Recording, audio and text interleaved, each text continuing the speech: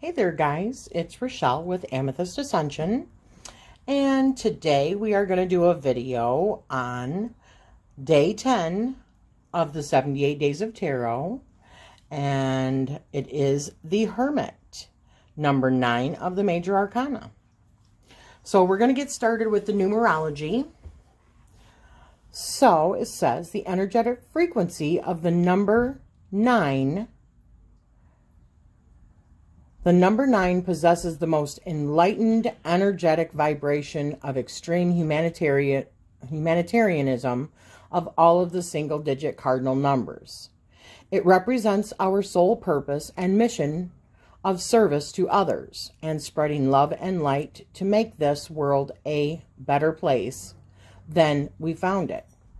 It also represents spiritual awakening, universal laws, soul enlightenment, self-sacrifice, dharma, and light working. 9 is the last single-digit cardinal number, symbolic of achievement and, eventually, completion. Completion means building a foundation of which seeds have been planted for the following growth cycle, whether it is within ourselves or within humanity as a whole. Number 9 emanates an energy of craving universal wisdom, spiritual knowledge, and the liberation of transcending material needs in this physical realm on earth. Our inspirations and dreams are important, and we must follow them with love-based actions to assist others, without needing much conscious effort. If we live a life based on unconditional love, we will positively influence others, possibly without even noticing.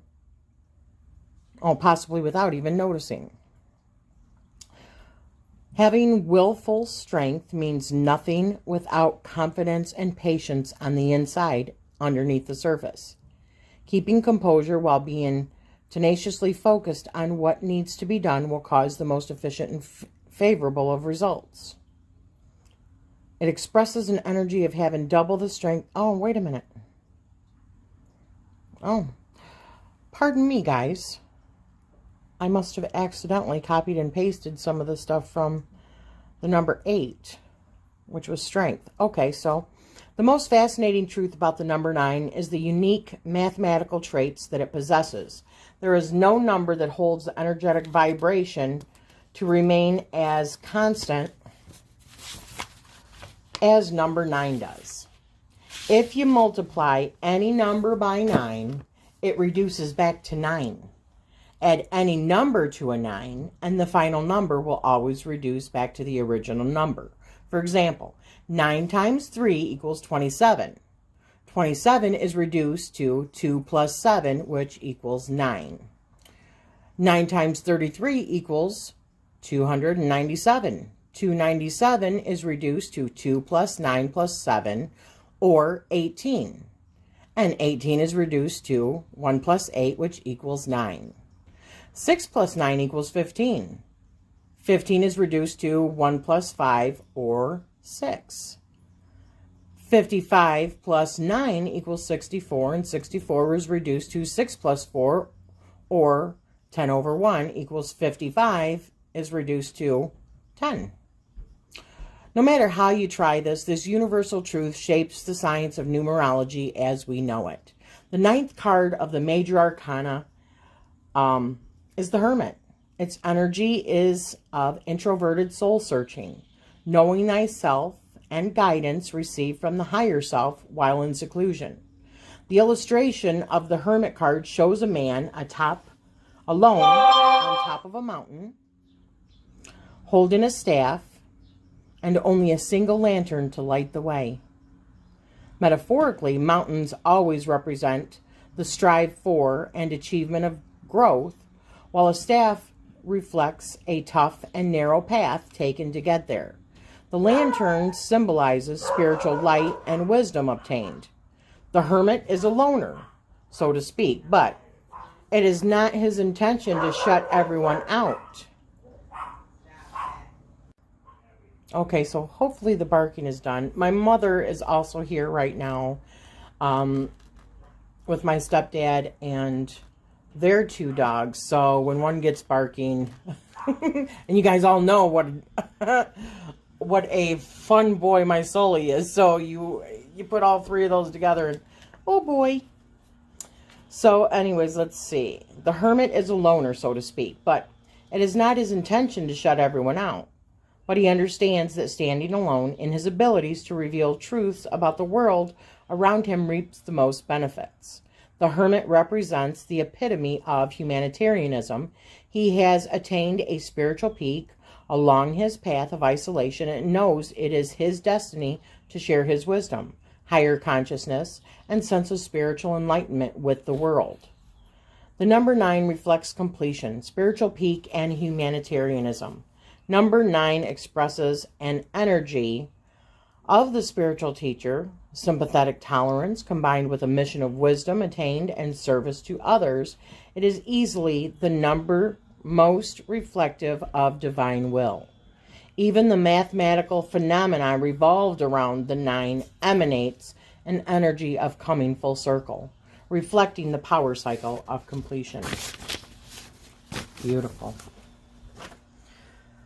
Okay, so now let us discuss the tarot and astrology, the astrology surrounding the Hermit.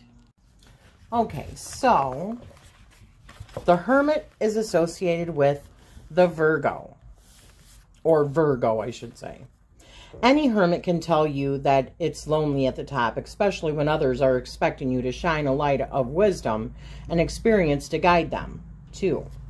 The Hermit isn't part of the ordinary civilization, but he does keep watch over the world from his hermit's cave, where he maintains a collection of universal wisdom and learning. He's reclusive, but he's not exclusive. His followers know where to find him. He even holds a lamp of wisdom to serve as a beacon and a guide. In astrology, Virgo is the sign of duty, work, and service to others, and the Hermit typifies the Virgo personality: self-disciplined, conscientious, reliable, and exacting. A troubleshooter who can spot flaws and fix them. The Hermit card usually represents wisdom, prudence, and illumination, as well as philosophy, introspection, and meditation. The card illustrates the concepts of solitude, silence, and leadership by example. Virgo is respected by the Virgin. Is represented by the Virgin and respected too. More spiritual than physical, almost holy and pure. In fact, the glyph for Virgo looks like a pair of angel wings, or a V and an M, the initials of the Virgin Mary. That doesn't mean that the Hermit is destined for a life of celibacy. In Latin, Virgo means unmarried or self-possessed. Virgos give of themselves by choice, not out of sense of duty. They have integrity, and they always stay true to themselves. Historically, unmarried temple virgins served their communities by living exemplary lives of public service and personal responsibility. Hermits are solitary and self-possessed too, but they carry the light of wisdom for others to follow, and they tend to attract fellow seekers and believers. At their core, Virgos are somewhat isolated. It's their rational, practical, and analytical nature at work. In order to live up to their own high standards, Virgos often have to separate themselves from those who aren't as hardworking, resourceful, and well-organized. They are detail-oriented, and they can be critical, although usually they are most critical of themselves. They are also extremely helpful. Once you seek them out, they are more than willing to share the wisdom that they have accumulated on their own journeys. Excuse me. Virgo is the 6th sign and rules the 6th house of the zodiac, where astrologers look for information about work and service to others. Virgo, in turn, is ruled by Mercury, the planet of communication. In tarot, Mercury corresponds to the Magician card. The combination of the wise old hermit and the brash young magician relates directly to Virgo's desire to teach and help other people. The sun is in Virgo between August 24th and September 23rd. The sign marks the third and final month of summer. That makes it a mutable sign. It's changeable and varied to ease the transition from one season to the next. Virgo is also an earth sign. In both astrology and tarot, the element of earth symbolizes stability and practicality. Virgo is associated with the nervous and digestive system. Most Virgos are very conscientious of their health and pay keen attention to diet and clean living. Very nice.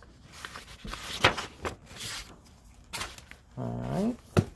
So the next thing that we are going to do is pick a card, any card. This is the Universal Rider-Waite card. And we are going to read a story out of the Journey into the Hidden Realms for the Hermit.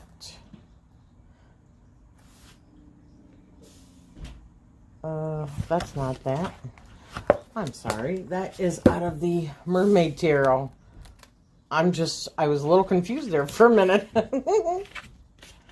Okay. In the darkest parts of the ocean, where the bouncing rays of light from the sun never break through, the hermit makes his rounds. In the deathly still darkness, he shines his fire pearl lantern in and out of the sea caverns as he makes his way through his evening moving meditation. The chances of finding anyone or anything down here to disturb him are extremely low. Let me pause this until they stop barking. Here he finds peace, and somewhat ironically, no part of him can hide. Down here in the dark, dead spaces of the sea, the only thing he has to occupy himself with is him, his thoughts, and everything he is still attached to.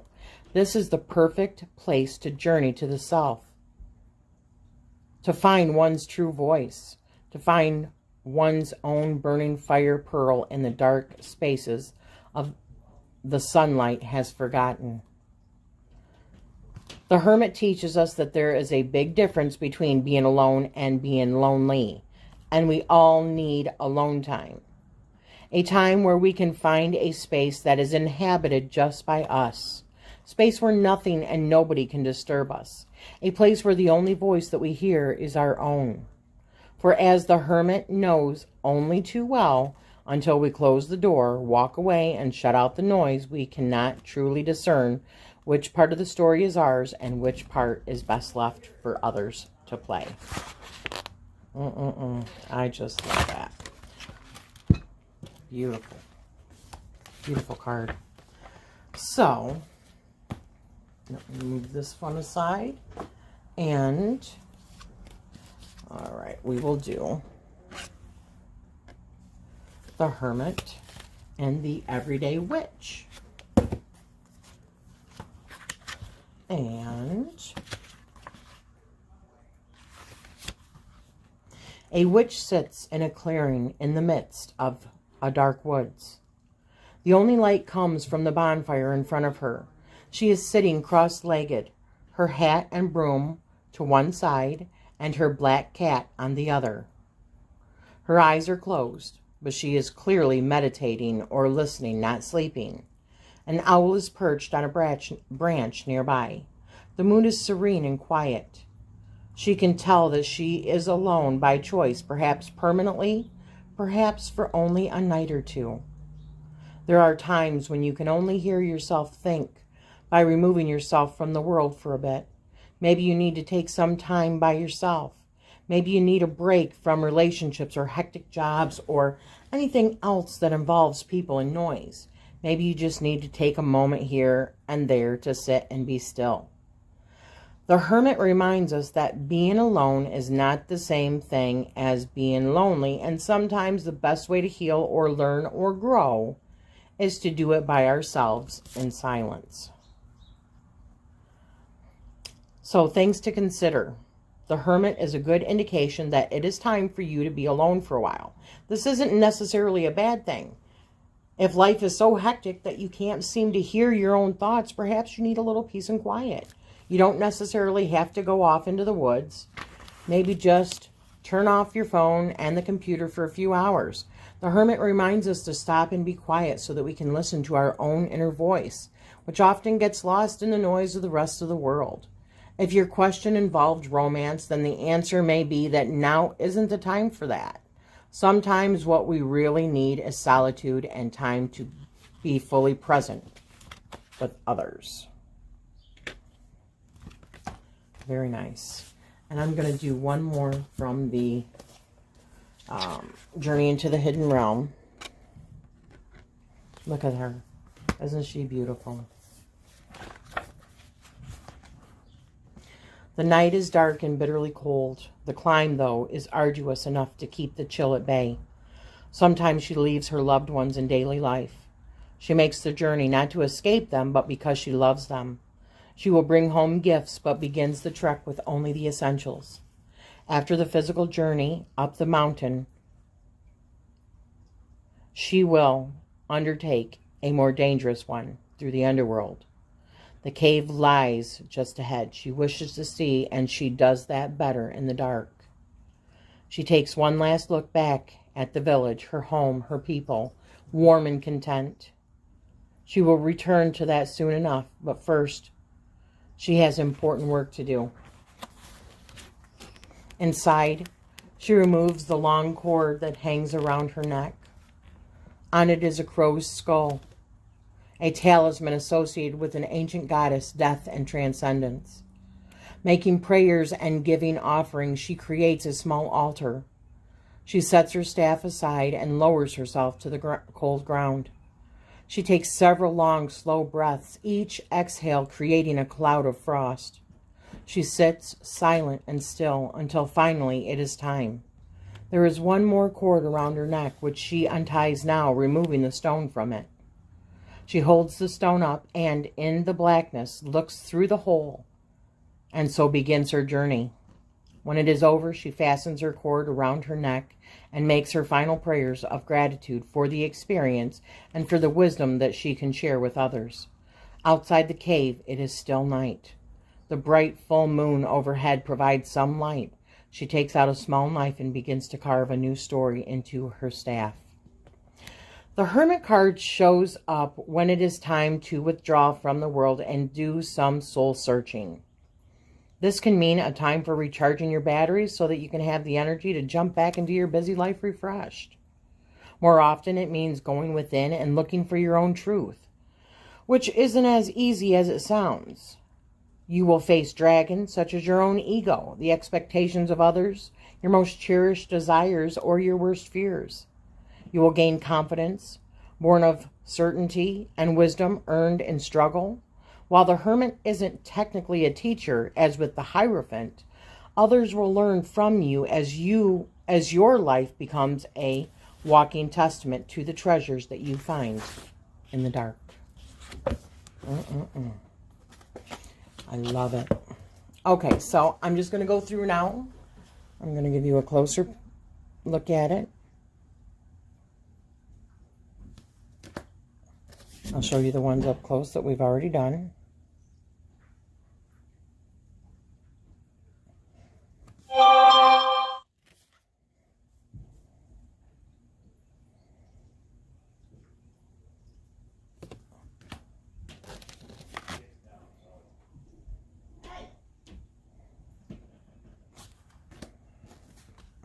This one is from the Gilded Tarot.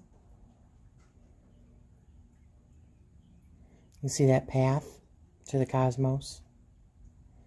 The lantern and the staff. Beautiful. The Hermit is Archangel Raziel. Spend time in quiet meditation, spiritual teaching, self-discovery. Beautiful. Shadowscapes.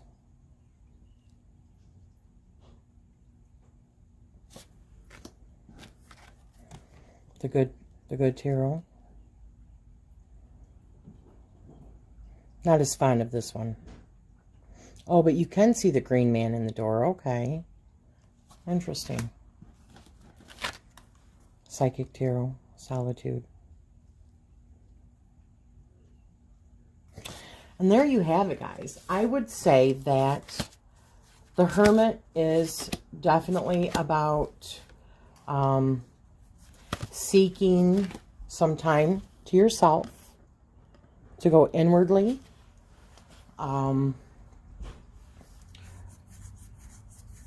This could be, I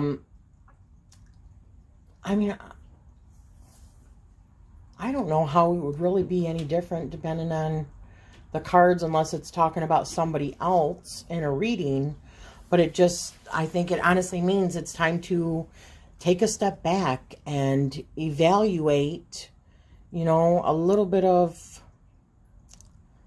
evaluate for yourself that you need to take a break from whatever it is that you're doing and really do some soul searching. And that within that is where you'll find your answers. So I hope that you have enjoyed this. Like I said, it is day 10 of the 78 Days of Tarot. Our card was the Hermit. And if you like this video, give it a like. Hit that subscribe button if you haven't already. As always, I'm wishing you love and light. Thank you.